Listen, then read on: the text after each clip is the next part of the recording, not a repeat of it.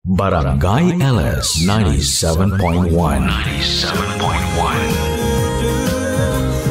Tayo ay forever. Forever! Forever. Forever!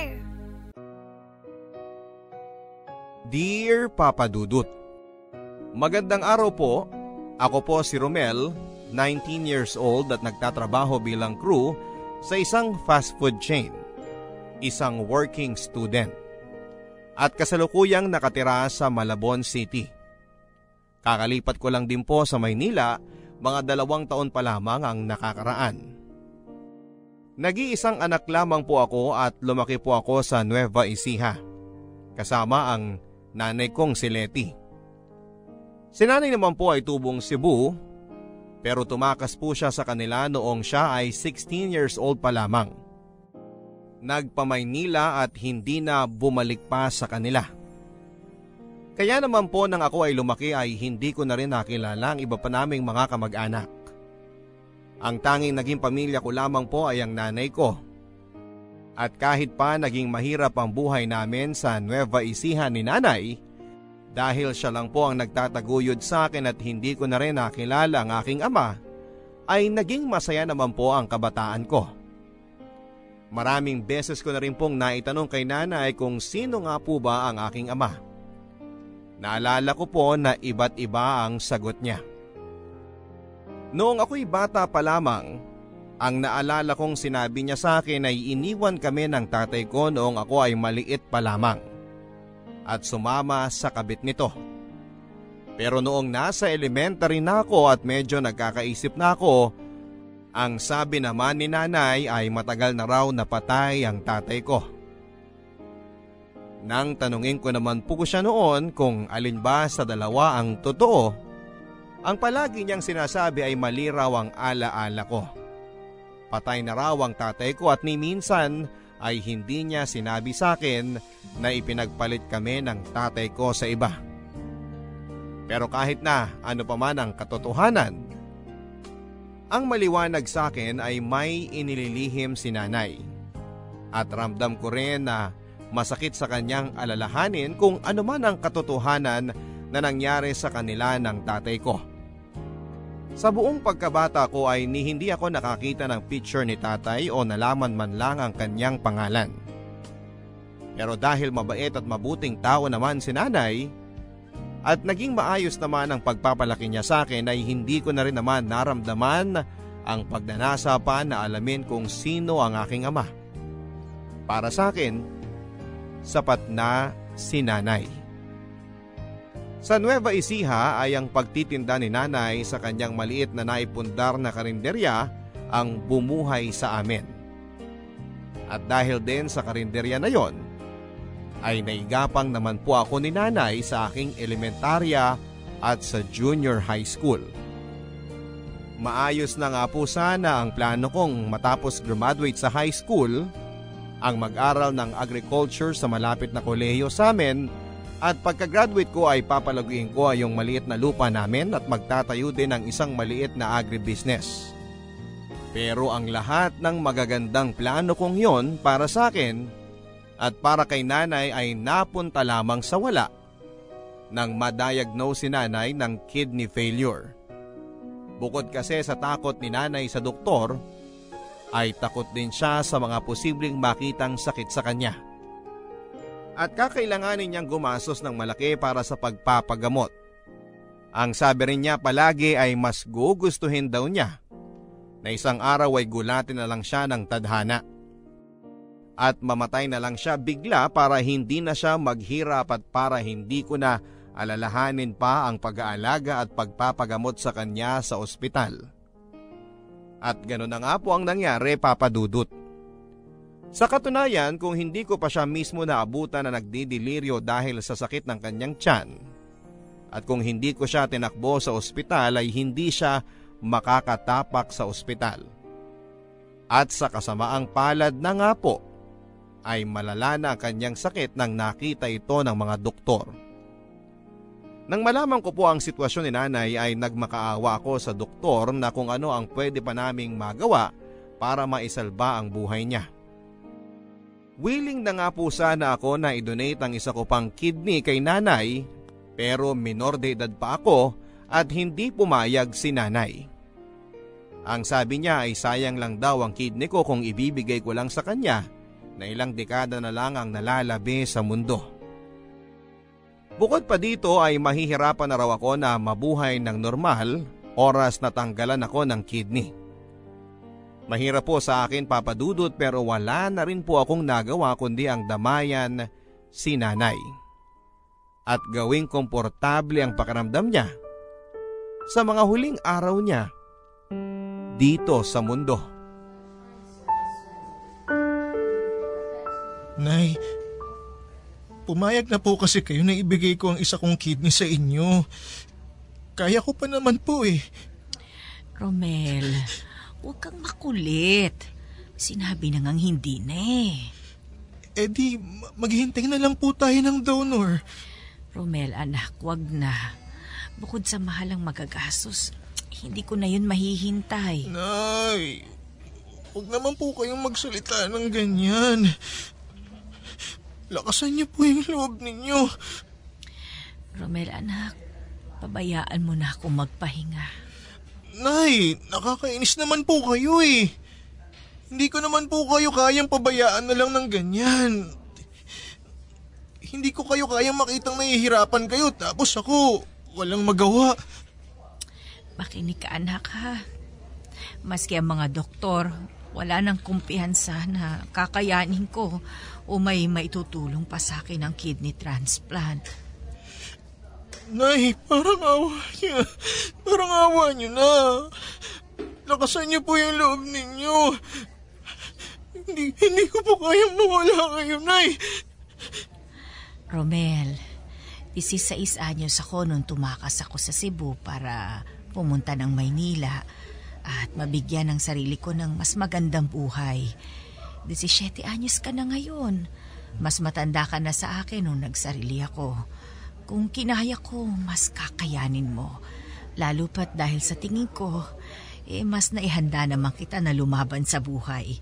Hindi kagaya ng mga magulang ko na walang pakialam sa akin. Ay, natatakot po ako. Huwag kang matakot, anak. Palagi lang naman ako naririto. Natatakot po akong mag-isa, Nay. Romel, anak, bago ako pumanaw, sa tingin ko dapat ko nang ipagtapat sa iyo ang katotohanan. Ang katotohanan po na ano, Nay? Ang tungkol sa ama mo. Romel, yung sinasabi ko sa iyo nung batang-bata ka pa tungkol sa tatay mo, iyon ang totoo. Ano ho? Buhay pa ang tatay mo. Ramon ang pangalan niya. At totoo na iniwan niya tayo at ipinagpalit sa iba.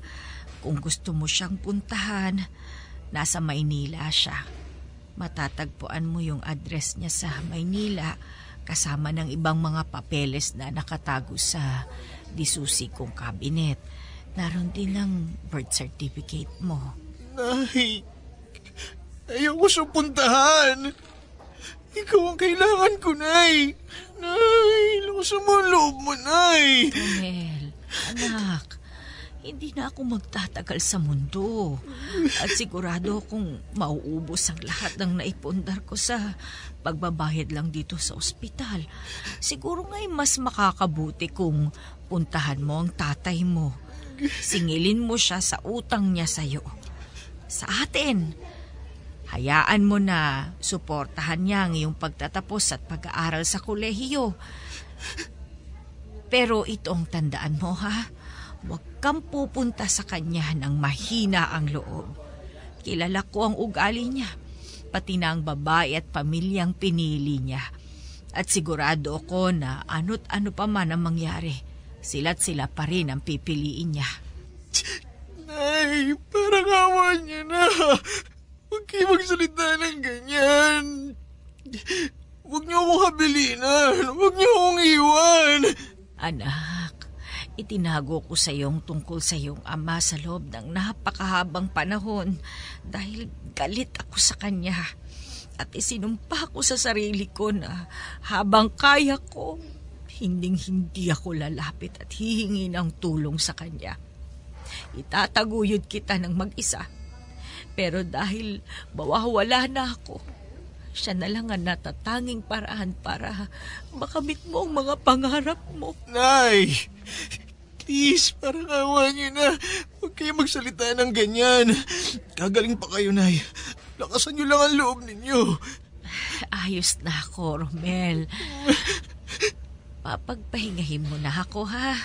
Anak, naging mahirap man at mapait ang tadhana sa akin. Sulit naman ang maikling panahon na nanalagi ako sa mundo dahil naging anak kita at nakasama kita sa huling mga taon ng buhay ko.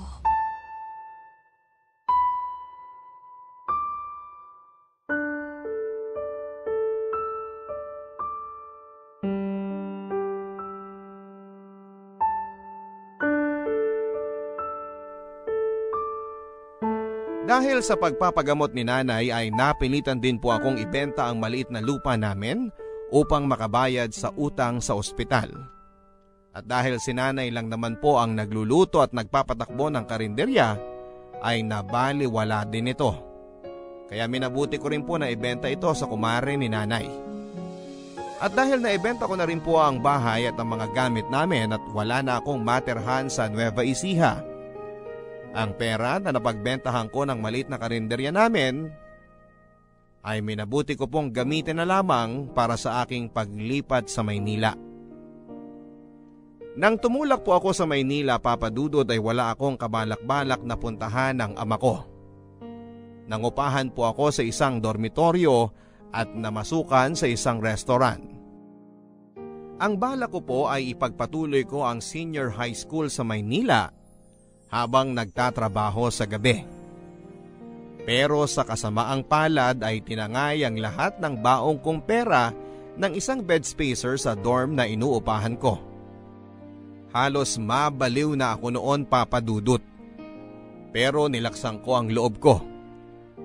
Ang palagi ko lang iniisip ay kung kinaya ni nanay na magpamaynila siya ng mag-isa, na walang kakilala at 1,000 lamang ang dalang pera niya, ay kakayanin ko rin ang Maynila.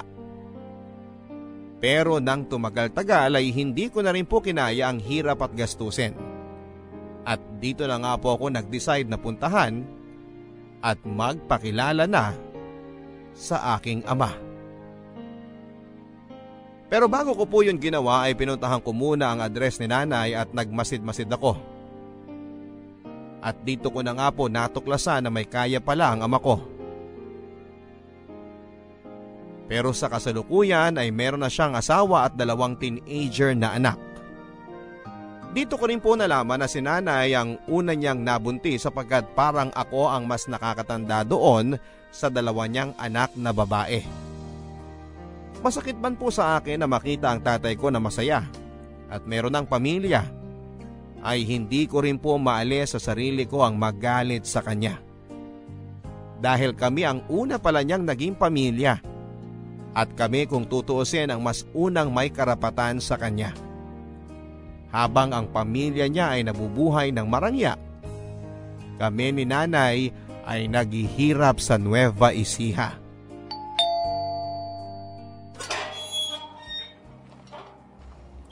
Ano yon? Magandang umaga po. Nandyan po ba si Sir Ramon? Sino ka? Rom po. Rom? Ano naman ang kailangan mo kay Sir? Gusto ko lang po sana siyang makausap. Tungkol saan? Tungkol po sa trabaho po. Anong trabaho? Mag-a-apply po sana ako sa kanya. Mag-a-apply na ano? Yaya, pakilinis nga. Nagpupuli si Hachiko. Hi, sino ka? Ako si Rom. Gusto ko lang makausap si Sir Ramon. Ganun ba? Daddy, may naghahanap sa'yo! Yes, Leslie. Sino yan? Sir Ramon?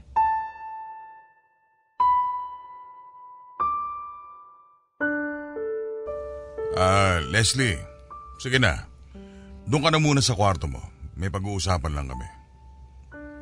Romel ka mo ang pangalan mo? Opo, sir. Patay na po si nanay. Sino ba ang nanay mo? Si Letty po. Leticia. Doon tayo sa labas.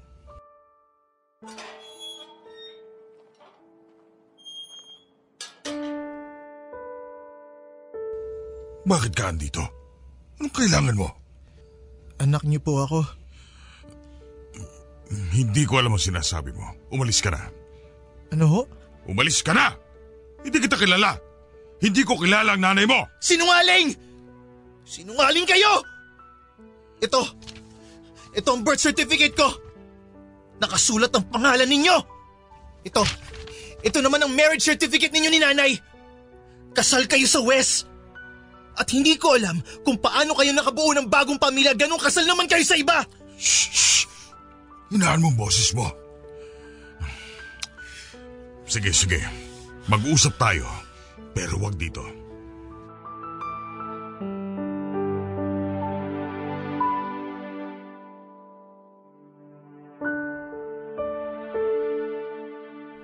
Nag-usap kami ni tatay ng pribado sa isang coffee shop ng hapon na yon, Papa Dudut. At sa pag-uusap na yon ay medyo nakuha ko na may kabulastugang ginawa si tatay. Sa aking pagtatanong sa kanya ay doon ko po napagtanto na mukhang pineke ni Itay ang papeles niya, kaya sila nakapagpakasal ng kasalukuyan niyang asawa na si Marjorie. At sigurado akong oras na makalabas ang katotohanan na kasal siya kay nanay ay mapapawalang bisa din ang kasal nila ng kasalukuyan niyang asawa. Sa halip na magkaroon ako ng lukso ng dugo at amor sa aking ama, ay kabaliktaran pa ang naramdaman ko sa una naming pagkikita, Papa Dudut. Napuno lamang po ako ng awa para sa akin at para sa aking ina. Doon ko po naunawaan ang sinabi ni nanay noong bago siya mamatay na alam niyang ano't ano pa man ang mangyari ay pipiliin ng tatay ko ang iba niyang pamilya. At ang masaklap noon ay hindi dahil sa mas mahal niya ang kasalukuyan niyang pamilya, kundi dahil makasarili siya at duwag siya. Duwag siya na harapin ang kanyang mga problema, kagaya ng pagkaduwag niya na panindigan kami ni nanay. At nalungkot din po ako para sa sarili ko, Papa Dudut. Kahit na alam kong marami akong nakuha at minana kay nanay sa itsura, sa ugali at mga prinsipyo sa buhay, ay alam kong anak pa rin ako ng aking ama. Nananalaytay pa rin sa akin ang dugo niya.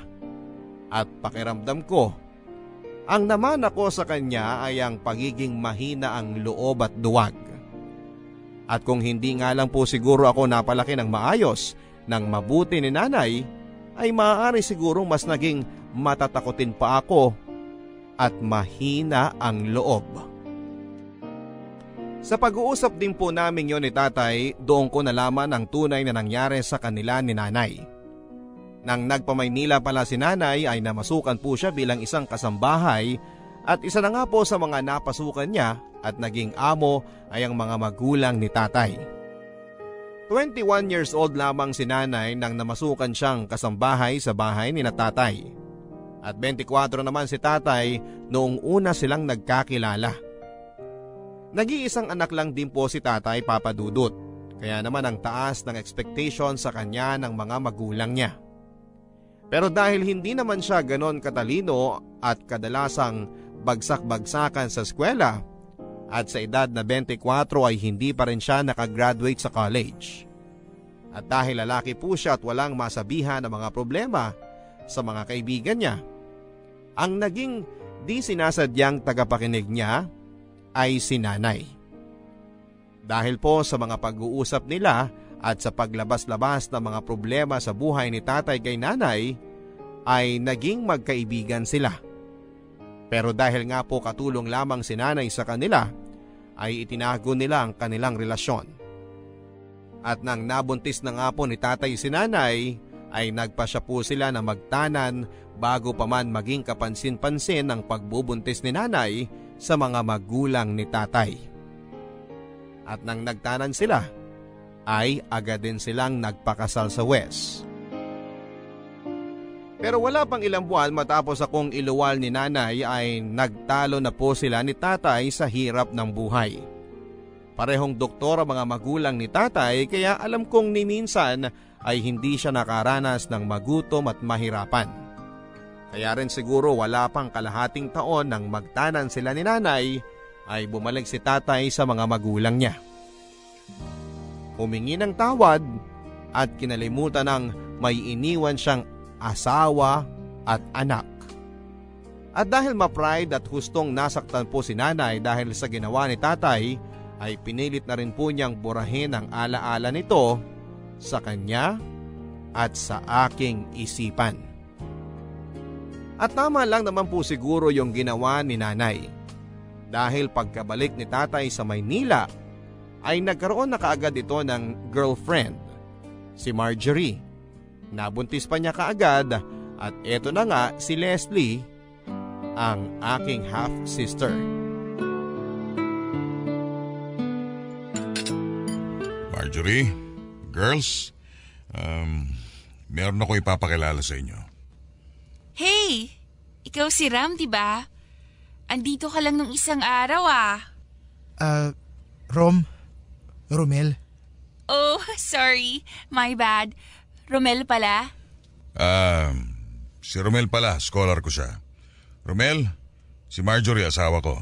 Si Leslie panganay ko at si Tricia yung bunso.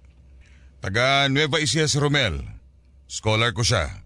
Dito niya na tatapusin ang high school at college niya sa Manila. Oh! I did not know that you had a scholar. Hindi ko lang sinasabi sa inyo pero may mga scholar ako. Marami akong charity work. Hindi ko lang sinasabi sa inyo. Kasi di ba parang pangit din naman na ipinapangalandakan ko yung mga tinutulungan ko, hindi ba? Wow, talaga, Han? That's nice. Actually, tama naman yan kasi ang dami na rin nating blessings. It's nice to give back. So, bali pinapakilala ko siya sa inyo kasi dito ko na muna siya sa atin patitirahin. Since habang lumalaki itong sina Leslie, nagkakaagawan na tayo ng driver. Naisip ko na kapag may mga lakad sina Leslie at si Manong ang nagmamaneho, si Rom na munang re-relievo. I see. Romel, okay naman ba sa mga magulang mo na nagtatrabaho ka tapos nandito ka sa Maynila? Mga magulang ho? Wala na po akong mga magulang. Oh my! Anong ibig mong sabihin? Kamamatay lang po ni nanay. Mga ilang buwan pa lang po ang nakakalipas. I'm sorry to hear that. And your father? Wala po siya. Hindi ko na po siya nakilala. Oh, ay. Ang dami talaga mga irresponsableng lalaki sa mundo. Now I understand, Han, kung bakit gusto mo nga siyang kupkupin. Kawawa naman ang bata, ulila na pala. Thank you. So Romel, sige. Dali mo na muna yung mga gamit mo sa driver's quarters. Pasensya ka na ha, kung magsishare kayo ni Manong doon. Pero minsan naman hindi siya nag-i-stay in so may privacy ka pa rin kahit papano. Maraming salamat po, sir. Maraming salamat po, Ma'am Marjorie. Nice to meet you, Romel. Nice to meet you din, Leslie. Romel, meron pala akong lakad mamaya with my friends. Pwede mo ba akong ipag-drive? Pwede ka namang ipag-drive ni Manong. Hindi naman matutuloy ang lakad namin mamaya. Si Romel na lang. I mean, Manong so old kasi Minsan ginagabi kami sa labas ng friends ko, tapos inaantok na si Manong habang nagde-drive. It's so scary. Okay lang ba sa'yo, Romel? Okay lang po, sir. Sa totoo lang, Papa Dudut, ay naging palaisipan din po sa akin kung bakit pinili ni tatay na patirahin ako sa bahay niya kesa sa ikuha ko ng dormitoryo at ilihim ako sa kanyang pamilya. Naisip ko na baka po nanghihinayang siya sa dagdag na gasto sa pangungupahan sa titirhan ko. Naisip ko rin po na baka naman paraan niya yon para palagi niyang nakikita ang mga kilos ko. Ang bawat hakbang ko para mas kontrolado niya ako sa mga sitwasyon. Pero hindi ko rin maikakaila na sumagi sa isipan ko na baka naman pinatira niya ako sa bahay niya dahil nangungulila siya sa akin bilang isang ama. Na baka dahil sa pag-uusap namin ay nanumbalik sa kanya ang mga alaala at pagmamahal niya kay nanay. Nabukal sa loob niya ang tulungan ako at makabawi sa mga pagkukulang niya sa amin ni nanay. At sa tingin ko po, Papa Dudut, ay mas pinaniwalaan ko ang huling dahilang yon na sumagi sa isipan ko. Dahil naging madali po sa akin ang pumayag sa gusto ng tatay ko. Na kahit pinagpapanggap niya akong scholar lamang niya at balak niya pa akong gawing driver ng mga anak niya, mga half-sisters ko. At deep inside ay mahal niya ako. Pinaniwala ko ang sarili ko na yon lamang kasi ang tanging alam na paraan ni tatay para maipakita niya sa akin na mahalaga pa rin ako sa kanya. Sa kabila ng kanyang masalimuot na sitwasyon at sirkumstansya. Noong simulang mga linggo ay maayos naman ang naging karanasan ko sa bahay ni tatay. Naging maayos at magalang ang pakikitungo sa akin ng asawa niyang si Marjorie at ng mga half-sisters ko sa akin. Pero habang tumatagal ay mas nagiging komportable na sila sa akin. Ay unti-unti na rin nilang pinapakita ang tunay nilang mga anyo. Si Ma'am Marjorie ay napaka matapobre. Ang mga kapatid ko ay napakamaldita at maarte. At maski ang yaya nila at driver ay sinusungitan ako. Habang tumatagal ay mas pababa ng pababa ang pakikitungo nilang lahat sa akin. Habang tumatagal ay mas nararamdaman ko na nga na driver lamang ako at tagalabas ako. At maski sa sarili kong ama ay unti-unti ko na rin nararamdaman yon, na mas nagiging driver niya ako kesa sa sarili niyang anak.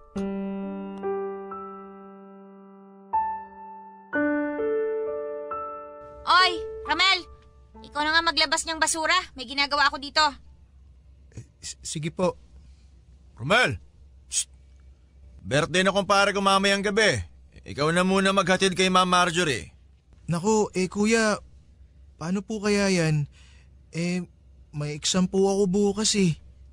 Pabayaan mo na yung exam na yan. Tandaan mo, ang prioridad mo ay yung kapakanan ng mga anak ni na Mama at Sir. Dahil kung di naman sa mga magulang nila, hindi ka rin naman makakapag-aral. Sige po, ako na po ang bahala. Yan, ganyan dapat. Oy, Ramel! Ano ba naman yan? Nakaalis na yung truck ng basura. Hindi mo pa nailalabas yung mga basura dito. Romel, sumama ka pala sa akin mamaya dahil may event kami sa sports club. Ipagdadrive ko po kayo, ma'am? Oo, ipagdadrive mo ako tapos umalalay ka na rin sa akin. O nga pala, magbihis ka ng maayos, ha? Paano pong maayos na bihis? Basta ayoko nang naka-shorts o tsinelas lang. Nakita mo yung mga alalay ng mga amiga ko doon sa sports club, hindi ba? Mga mukhang mga mababango lahat at nasusweldohan ng tama. Dapat ganun ka rin. Napahiya na ako sa iyo nung nakaraan eh. Sige po, Ma'am Marjorie.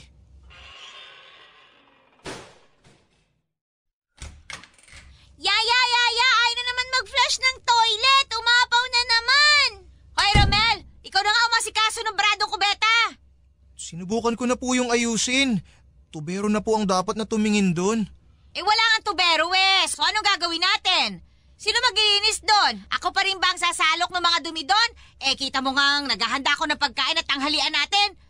Ikaw na maghanap ng paraan para malinis yon dahil ikaw naman ang walang ginagawa.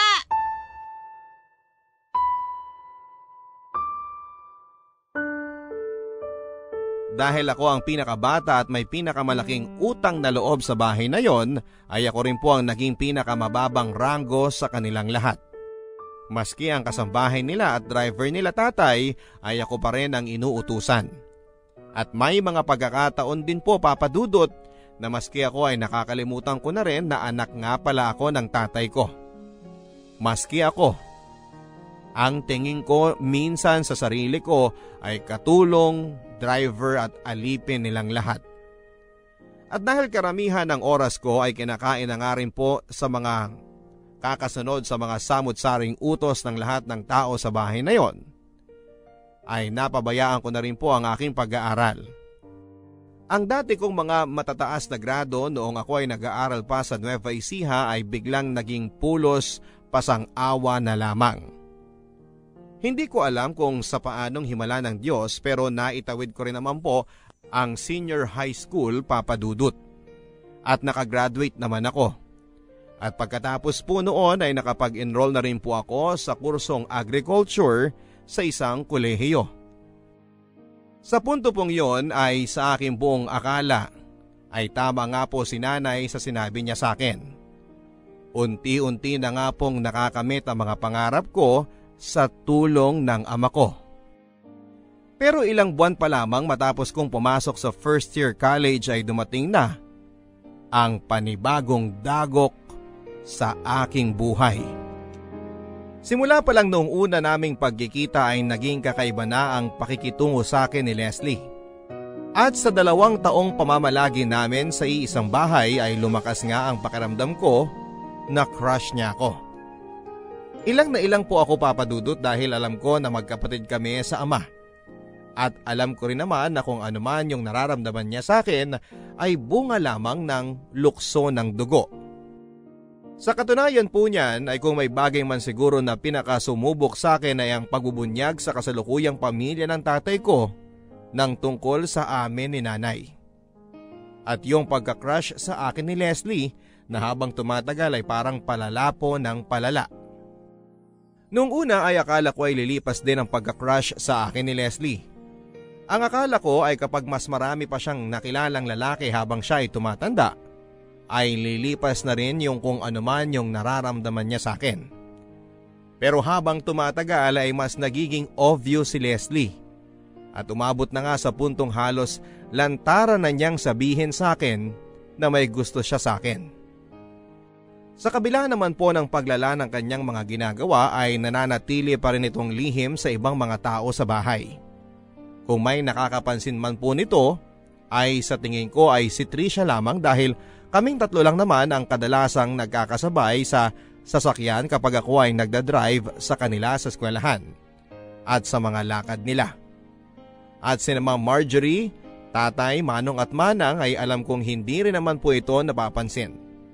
Dahil kung wala naman silang ipag-uutos o kailangan sa akin ay halos invisible lang naman ako sa kanilang mga paningin. Gayon pa man ay naging kampante pa ako na kahit na anong mangyari ay hindi rin naman po lalampas sa linya si Leslie.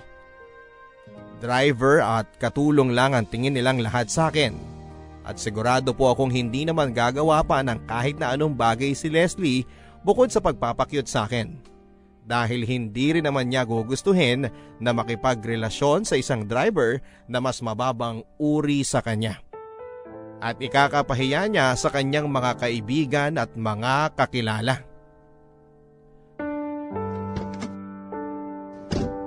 Rom, dito na ako sa harap uupo ha.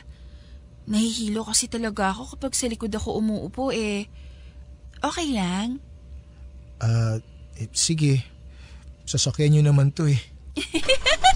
Nakakatawa ka talaga. Nagpagupit ka pala, no?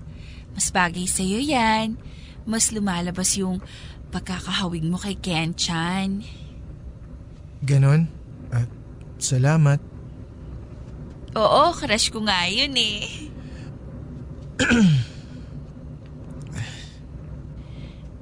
So, kumusta naman yung first week mo sa college, Rom? Okay naman. Masaya naman. Ay, ako rin magka-college na, 1 taon na lang. Pero hindi ko pa rin alam kung anong course yung kukunin ko. Bakit? Ayaw mo ba ng political science? Di ba yun ang pinakukuha sa'yo ng mami mo? Political science, tapos law school. Mukha bang gusto kong maging abogado? Ano bang gusto mo na gawin na pangmatagalan, yung kahit na hindi ka bayaran, gagawin mo pa rin dahil gusto mo yung ginagawa mo? Hindi ko alam eh. Parang gusto ko lang maging housewife. Ang bata mo pa para maging housewife? 18 na ako, no? Si Juliet nga 13 years old lang nung itinana ni Romeo. Tingnan mo naman kung anong nangyari sa kanilang dalawa. Alam mo, dapat maging comedian ka eh. Siguro ang saya-saya niyo palagi ng girlfriend mo. May girlfriend ka na ba, Rom? Wala pa. May nililigawan ka na? Wala pa rin. Ha? Bakit naman? Crush, siguro naman meron. Oo, syempre. Sinong crush mo? Si Julian San Jose. Hindi artista, yung normal na tao. May kaklase ako na cute. Ayun. Anong itsura niya? Ayun nga, hawig niya si Julian San Jose. Paikot-ikot lang eh. Alam mo, ang sabi nila, hawig ko rin daw si Julian. Huh? Ang layo ah. Puisit ka?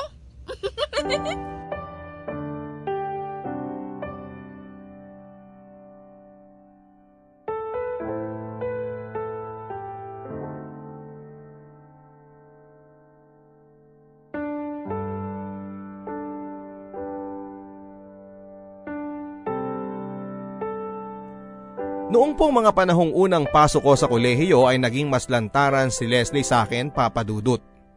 Madalas na kapag wala si Trisha ay doon na po siya umuupo sa harapan ng kotse. Katabi ko sa driver's seat. At noong tumatagal pa ay maski kay Trisha ay hindi na rin siya nag-iingat. Sa harapan pa rin po siya umuupo, katabi ko.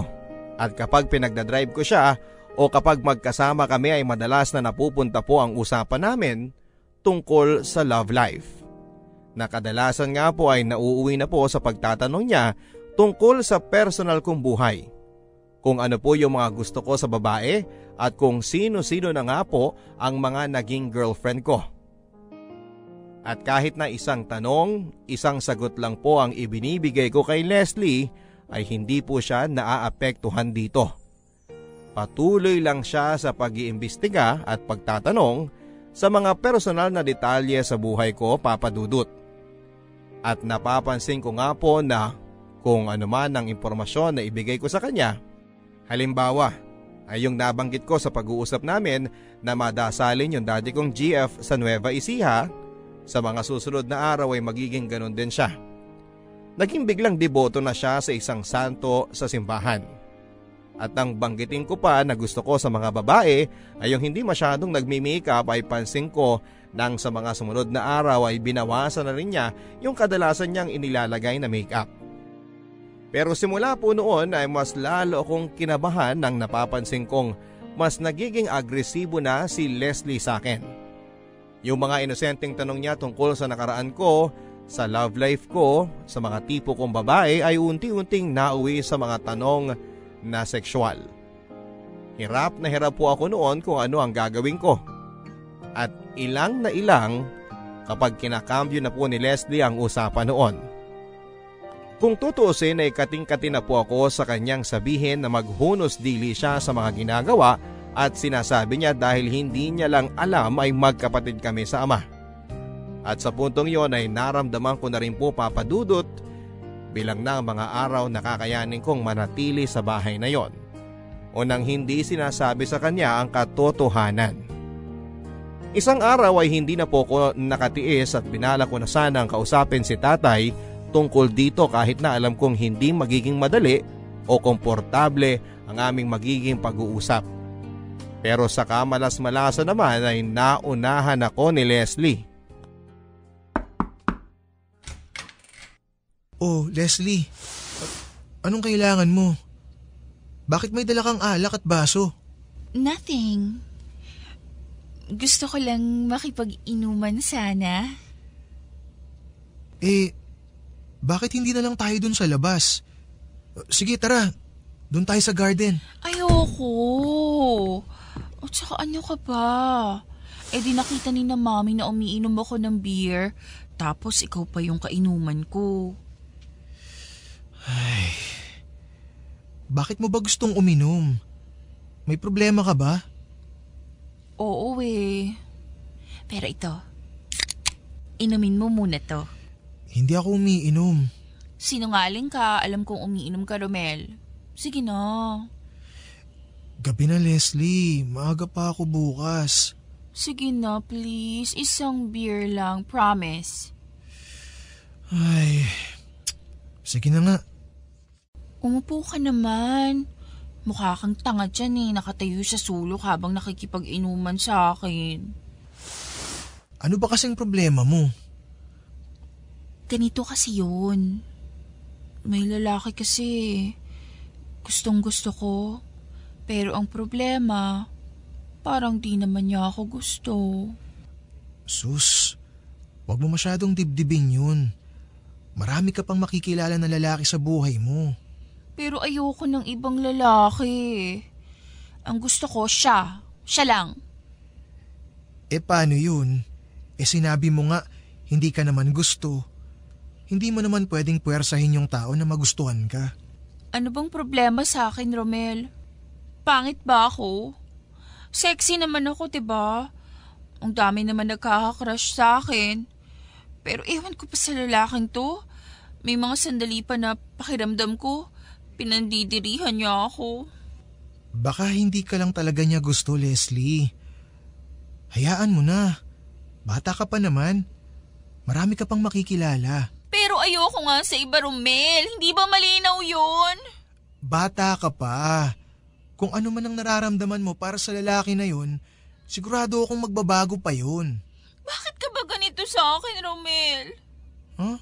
Anong ibig mong sabihin? Romel, minsan hindi ko alam kung tanga ka o nagtatanga-tangahan eh. Hindi ko maintindihan ang sinasabi mo. Hindi ba malinaw, Romel? Ikaw ang gusto ko. Ikaw lang. Leslie, lasing ka na. Bumalik ka na sa kwarto mo. Hindi ako aalis dito hanggat hindi mo sa akin sinasabi kung bakit hindi mo ako gusto. Ano ka ba, Leslie? Anong gusto mong marinig sa akin?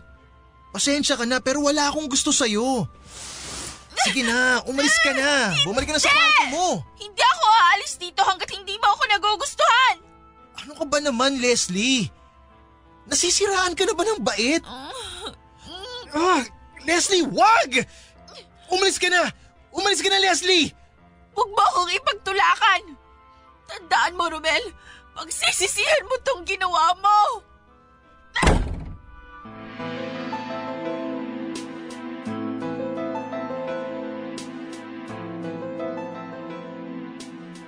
Kinabukasan matapos po ng insidenteng yon ay pinalabas ni Leslie na ninakawan ko siya ng cellphone nang iniwan niya ang bag niya sa sasakyan.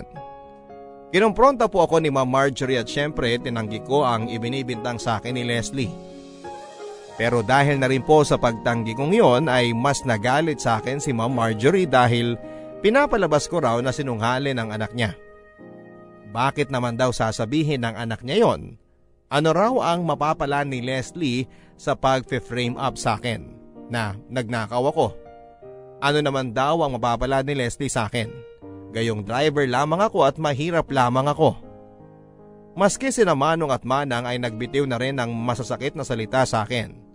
Wala daw akong utang na loob. Matapos raw akong kupkupin ng mag-asawa at pag-aralin ay ganun pa raw ang igaganti ko sa kanila. Tanging si tatay lang po ang hindi agad naniwala sa ibinibintang ni Leslie. At matapos po akong kastiguhin ni Ma'am Marjorie ay kinausap ako ni tatay ng personal. Nahihirapan daw siyang paniwalaan na ninakaw ko ang cellphone ni Leslie. Ano daw ba ang tunay na nangyari? At nang sinabi ko po sa kanya ang ginawa ni Leslie noong nakaraang gabi ay hindi naging komportable ang pagtanggap dito ni tatay. Ang sabi po niya sa akin, Papa Dudut, mas makakabuti pa siguro kung aalis ako sa poder nila. Ayaw daw niya ng gulo. At hinding-hindi daw niya maaaring pahintulutan na malaman ng asawa at ng mga anak niya ang tungkol sa amin ni nanay. Pero huwag daw akong mag-alala dahil kahit naman daw hindi ako titira sa kanila ay ipagpapatuloy pa rin niya ang pagsuporta sa akin hanggang sa makagraduate ako sa college. Naging masakit po sa akin ang desisyon ng tatay ko. Doon ko napagtanto na hindi ko lang pala inaamin sa sarili ko, pero sa 2 taon na ipinamalagi ko sa bahay ni tatay at sa kabila po ng pagtrato sa akin ng pamilya niya bilang isang katukatulong, driver at all-around alalay nila, ay umaasa po ako na mababago pa ang ihip ng hangin. Umaasa ako na magkakaroon ng lakas ng loob si tatay na aminin sa kanyang pamilya na anak niya ako. At dahil doon ay magiging bukas na rin sila sa akin. At tatanggapin din nila ako. At ang lahat ay mauuwi sa isang maligayang pagtatapos. At magiging isa kaming isang malaki at masayang pamilya. Pero dahil sa nangyari ay doon ko rin napatunayan na ang tagal ko na rin po palang umaasa at niloloko ko ang sarili ko. Dahil husto ang galit sa akin ni Ma'am Marjorie dahil sa ibinintang na pagnanakaw sa akin ni Leslie, ay ibinalak po nito na ipadampot ako sa pulis. At nang marinig naman po ito ni Leslie ay naramdaman ko ang takot sa kanyang mga mata. Malinaw na hindi rin po niya inaasahan na hahantong sa ganon ang pag-frame up niya sa akin. Pero kahit na ganoon na nga ang nangyari ay nanahimik lamang siya. Pinabayaan niya lamang ang mga nangyayari. Kinausap ni tatay si Ma'am Marjorie at kinumbinsin niya na hindi ito magsampa ng kaso laban sa akin. Minura-mura pa niya ako kunwari sa harapan nilang lahat. At sinabi sa kanila na palalayasin na lamang daw niya ako. At mukha namang kinagat ni Ma'am Marjorie ang mga sinabi niyang yon. Dahil matapos ang palabas na ito ni tatay, ay kumalma na ang asawa niya at sinabihan ako na magpasalamat daw ako at mga mabubuti silang tao. Kaya bibigyan nila ako ng pagkakataon na baguhin ang buhay ko. Pero sa totoo lang papadudot ay kahit na masakit po ang mga binitawang salita sa akin ni Ma'am Marjorie ay walang katumbas ito sa sakit na naramdaman ko nang marinig ko ang mga mura na lumabas sa bibig ng tatay ko. Lalo na't alam ko na gawa-gawa lamang niya yon para itago sa kasalukuyan niyang pamilya ang katotohanan. Doon ko po napagtanto kung gaano kaduwag ang ama ko at kung gaano kami kawalang halaga ni nanay sa kanya. At kahit na matagal ko na rin naman pong alam na mas matimbang sa tatay ko ang kasalukuyan niyang pamilya kaysa sa amin ni nanay, ang marinig po ang mga salitang yon na lumabas galing mismo sa kanyang bibig at ang sabihin ng harap-harapan ang mga iyon ng walang pakundangan sa mararamdaman ko. Pakiramdam ko ay sinaksak na rin po ako ng sarili kong ama. Habang ako'y nag-aal sa balutan ay bigla pong may kumatok sa pintuan ng aking kwarto. Ipinatawag ako ni Ma'am Marjorie. At nang pumunta po ako sa sala ng bahay ay andun silang lahat at parang nagbago ang ihip ng hangin. Ang unang nagsalita ay si tatay at humingi po siya ng tawad sa akin dahil na misplace lang daw pala ni Leslie ang kanyang cellphone. At matapos po niyang magsalita ay nagsunura na ang iba pang miyembro ng pamilya. Maski sina Manong at Manang ay humingi din po ng tawad. Nagmakaawa si Leslie na patawarin ko raw siya. Hindi naman daw niya sinasadyang nangyari at napakasama daw sa pakiramdam niya ang mapagbintangan ako. Nagmamakaawa din po siya na wag na akong umalis. Pero sa puntong yon ay nag-give up na po ako sa tatay ko. Ayaw ko na ring makasama pa ang pamilya niya at mas lalong hindi ko ipagsisiksikan ang sarili ko sa bahay nila. Nagpasalamat na lamang po ako sa kanilang lahat at sinabi na hindi ko na kailangan ng tulong nila. Bumalik na po ako sa kwarto para ipagpatuloy ang aking pag-iimpake. Pero wala pa pong isang oras matapos ang pangyayaring yon, ay nakarinig ako ng katok sa aking kwarto. Ang akala ko po ay si tatay. Si Leslie pala.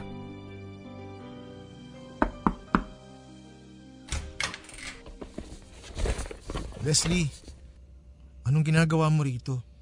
Romel, please. Parang awa mo na. Patawarin mo na ako sa nagawa ko. Sinabi ko naman na sa inyong lahat kanina. Napatawad ko na kayo. Kasama ka na dun. Bakit kailangan mo pang umalis? Leslie, matapos yung nangyari, hindi na ako pwedeng manatili dito. Bakit? Ganon na lang ba yung pandidiri mo sa akin? Ganon mo ba ako kaayaw na kailangan mong umalis pa? Leslie, basta. May dahilan ako. Romel, makinig ka. Alam ko naman eh. Gusto mo rin ako. Ano?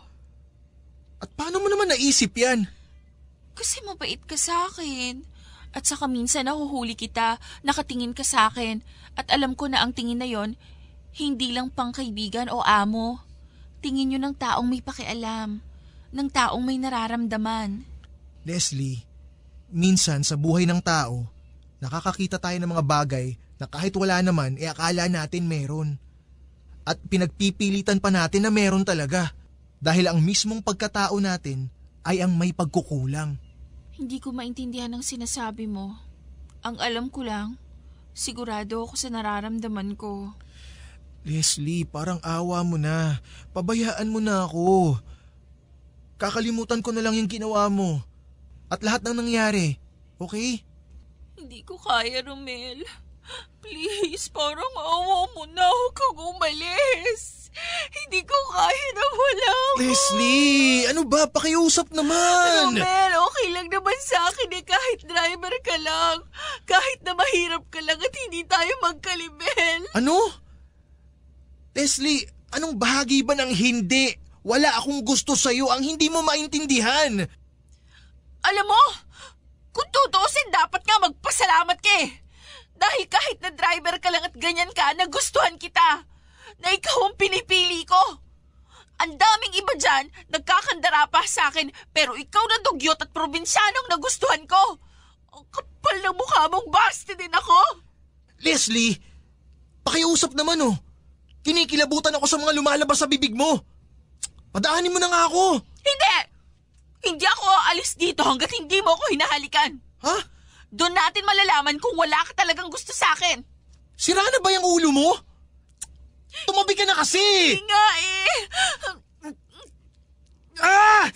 Layon mo nga ako! Nakakadiri ka! Leslie, magkapatid tayo! Ano?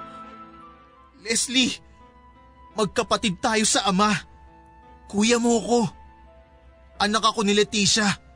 Ang dating katulong ng lolo at lola mo. Ano? Ano yung sinasabi mo? Nagsisinungaling ka. Sasabihin mo talaga kahit na ano para maipagtabuyan lang ako, no? Leslie, nagsasabi ako ng totoo. Magkapatid tayong dalawa. Kasal ang tatay mo sa nanay ko. Hindi yan totoo! Hindi yan totoo! Ito ang marriage certificate ng nanay ko at ng tatay natin. Hindi! Hindi ito totoo!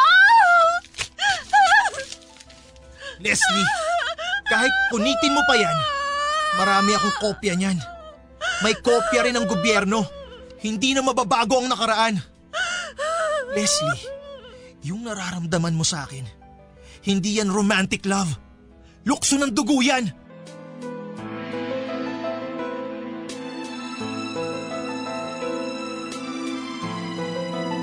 At kahit na awang-awa ako kay Leslie ay pinabayaan ko siya na umiyak lang doon nang umiyak sa aking kwarto at iniwan ko siya sa ganong estado.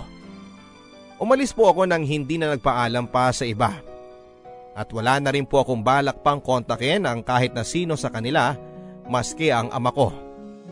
Dahil alam kong sa pagsisiwalat ko ng katotohanan na yon, kay Leslie ay malamang napuputok yon at makakarating sa kanyang mga magulang. Lumipat po ako sa ibang syudad at doon na nga po ako napunta sa isang maliit na kwartong inuupahan ko sa Malabon.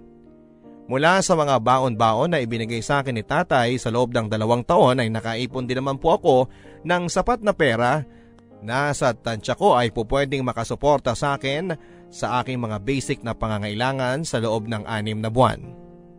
At dahil alam kong sa susunod na semester ay malamang ay hindi ako susuportahan ng tatay ko, ay nag-apply na rin po kaagad ako ng trabaho sa isang fast food chain para makapagsimula ng mag-ipon. At doon ko na nga lang po napansin na ilang linggo na pala ang lumipas, pero wala pa ako nababalitaan na konsekwensya ng ginawa kong pagbubunyag ng pagkatao ko kay Leslie. At nang ang mga linggo ay lumipas sa mga buwan ay naisip ko na maaaring dalawa ang kinahinatnan ng pangyayaring yon. Na maaaring inilihim ni Leslie ang sinabi ko sa kanya, o kung hindi man ay maaari din naman na kinumpronta niya ang aming ama at nagkagulo na ang buong pamilya. At minabuti na lamang ng tatay ko na hindi ako balikan sa pangyayari. Pero isang araw ay nagulat na lamang ako nang may biglang kumatok sa pintuan ng inuupahan kong kwarto. At doon ko po nalaman kung ano ang nangyari matapos akong umalis ng bahay ni na tatay. Hayop ka! Natuntunding kitang animal ka! Iwan niyo ako! Sinira mo buhay namin! Sinira mo buhay ko! Hayop ka! Sir! Anong kaguluhan to? Tulungan niyo ako! Halika kayo rito! Itiwan niyo ako! Tama na! Tama na! Alam mo ba kung nasa si Leslie ngayon? Nasa psychiatric ward siya! Sinubukan niya magpakamatay! At hindi pa namin malalaman ang tunay na dahilan kung bakit siya nagtaka magpakamatay kung hindi kami kinausap ng psychiatrist niya! Bakit ba kasi hindi ka nalang nanahimik, Romel? Ano pumasok sa kapiranggot mong utak at sinabi mo sa kanya yun? Dahil gusto kong halain ang anak mo! Ng mismong kapatid ko! Pero may maayos na paraan ng pagsasabi ah! Bakit kailangan ganon? Ewan ko! Siguro dahil sa mga oras na yun, inuna ko naman yung sarili ko! Dahil doon ko na-realize na kahit ano pa ang mangyari, ang mismong ama ko, hindi ako unahing isipin! Hindi niya ako pipiliin! Ang sarili ko na lang ang pwedeng maging kakampi ko! Bakit? Ano pa ba gusto mo? Pinatuloy kita sa sarili kong bahay! Pinag-aral, binihisan! Kahit na maayos sa tahimik na ang buhay ko, pinapasok pa rin kita doon! At tinanggap pa rin kita kahit na pwede na makitang talikuran! Ang kapal din talaga ng pagmumukha mo, no? Sir Ramon, ipapaalala ko lang sa inyo na kami ng nanay ko ang una mong pamilya. Siya ang una mong minahal, pinakasalan at pinasa! At ako ang una mong anak! Ako ang panganay mo! Tapos magsasalita mo ako ng ganyan ang kapal ng mukha mo! At wag niyo sa akin isumbat na para bang utang na loob ko na tinanggap niyo ako sa pamamahay ninyo! Na dapat ipagpasalamat ko pa na itinrato niyo ako at ng pamilya niyo na driver imbes na kadugo! 17 taon niyo kami pinabayaan ni nanay! At yung pagpunta ko sa inyo, naniningil lang ako sa obligasyon niyo sa akin! Asal dugyot ka talaga! Alam mo ba kung anong ginawa mo sa aming mag-asawa? Wala akong pakialam! Hayop ka talaga! Dahil sa'yo, naipaghiwalay sa akin si Marjorie! Winasak mo ang pamilya ko! Wala akong mayaharap sa mga tao! Silang lahat, mga kamag-anak ko, mga kaibigan ko, mga kasama ko sa negosyo, alam nilang nagkaanak ako sa isang katulong! Hayop ka, Romel! Winasak mo ako! Sinira mo ang buhay ko! Tama lang yan sa'yo! Karma ang tawag dyan, tay! At least ngayon, quits na tayong dalawa! Dahil sa pagiging makasarili mo at mahiya mo! Matagal mo na winasak ang buhay namin ng nanay ko! Hayop ka! Papatayin kita! Sir! Tama na ho! Lasing! Tumawag ka ng barangay!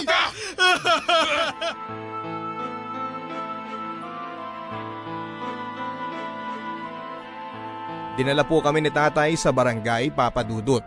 At para din po sa aking sariling kaligtasan ay nagpa-medico legal ako at ipinablatter ko siya. Sa punto pong yun ay alam kong wala nang bawian o pag-aayos na mangyayari sa amin ng tatay ko. Sa puntong yun ay tinuldukan ko na rin po ang relasyon naming mag-ama. At kahit na bugbog sarado ako, Kahit na hindi ako nanlaban at ganon ang inabot ko sa kamay ng aking sariling ama at ng pamilya niya, pakiramdam ko ay nanalo na rin ako. Naiganti ko si nanay at nakabawi na ako sa lahat ng atraso ng tadhana sa amin. Ang sabi po sa akin ay dapat ay nakulong din daw po ang tatay ko at malamang ay binayaran niya rin ang kanyang kalayaan. Pero ang sa akin, Papa Dudut, sige, okay lang kung nakalaya siya. Okay lang kung ang lahat ay kaya niyang bilhin ng pera. At okay lang din kung isa mang araw ay balikan niya ako, gantihan o ipapatay dahil sa pagkabaliw niya. Okay lang sa akin dahil alam kong dahil sa mga nangyaring ito at kinahinatnan niya, ako na ang panalo. Wala na akong takot sa dibdib at hindi na ako duwag kagaya ng tatay ko. Nakawala na ako sa pagiging anak ng tatay ko. Pero aaminin ko sa inyo, Papa Dudut, habang tumatagal na humuhupa na ang galit sa aking puso, paminsan-minsan ay naiisip at naaawa din ako sa sinapit ni tatay pati ng kanyang pamilya. Lalong-lalo na si Leslie. Oo, naging malupit nga sila sa akin. Naging matapobre sila. Pero alam ko namang naging ganon lang sila dahil may mga naging pagkukulang din siguro ang mga magulang nila sa pagpapalaki sa kanila. Mga biktima lang din sila ng sirkumstansya. At ang pinakamatinding trahedya sa kanila ay kahit na siguro ano pang dagok ang abutin nila sa buhay ay hindi sila matututo ng mga dapat nilang malaman. At habang buhay na silang magiging ganon kababaw, kakitid ang utak, makasarili at mananatiling ignorante sa realidad ng mundo at sa mga sarili nilang kondisyon hanggang sila ay mamatay. Sa ngayon po, Papa Dudut, ay pinagbubuti ko na lang po ang aking pag-aaral at pagtatrabaho. Mahirap, pero matapos po ang lahat ng dinanas ko, alam kong kakayanin ko. Hindi man po ako nasuportahan at nakitang nakapagtapos ng kolehiyo ni nanay. At kahit na wala na akong suporta sa aking ama, ay hindi ko po yun pinoproblema. Dahil ako na mismo ang tutupad sa aking mga sariling pangarap. Total, mag-isa na lamang ako at wala nang ibang makakapitan kundi ang Diyos at ang sarili ko. At sana po, Papa Dudut, ay kahit papaano ay meron akong na-touch na mga nakikinig po sa inyo. At sana po ay nakapagbigay ako ng konting lakas at inspirasyon lalo na doon sa mga ulila na. At doon sa mga nagsisimula pa lamang lumaban sa buhay ng mag-isa. Ang inyong kapuso at kakampi, Romel. Forever.